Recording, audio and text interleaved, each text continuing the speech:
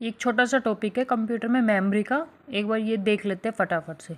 तो मेमोरी अपनी दो टाइप की होती है, एक प्राइमरी मेमोरी, एक सेकेंडरी मेमोरी। प्राइमरी मेमोरी के भी दो पार्ट है, प्राइमरी एंड मेन। जो प्राइमरी मेमोरी का जो ये वाला पार्ट है प्राइमरी वाला, इसमें आती है कैच मेमोरी या सीपीयू रजिस्टर। फिर मेन मेमोरी में आती है रैम और ROM. RAM random access memory, ROM मतलब रीड ओनली मेमोरी। अब रैम के दो पार्ट है, static RAM and dynamic RAM. Static RAM के example flip flop, dynamic RAM के एग्जांपल होगा कैपेसिटर। अब ये जो बीच में लाइन है ये आपको याद करने के लिए कि जो इस साइड है यानी ये जो है ये तो है वोलेटाइल मेमोरी, और जो ये इस तरफ है ये है नॉन वोलेटाइल। वोलेटाइल मतलब जिसको मूव कर सकते हैं, नॉन वोलेटाइल जो मूव नहीं होती।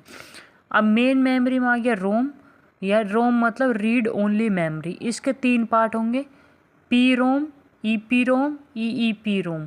पी रोम मतलब programmable ROM, E P ROM मतलब erasable programming ROM, and E P R O M मतलब इलेक्ट्रिकली इरेजेबल प्रोग्रामेबल रोम।